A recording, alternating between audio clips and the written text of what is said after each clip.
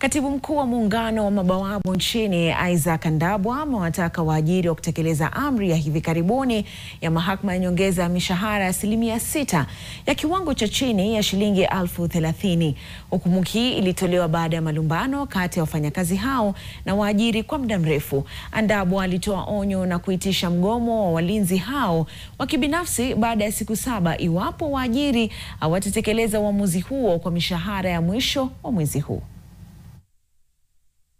Ile 6% Dr. Mutua alisema ni ya watchman. Kwani kwa watchman hapa? Hakuna.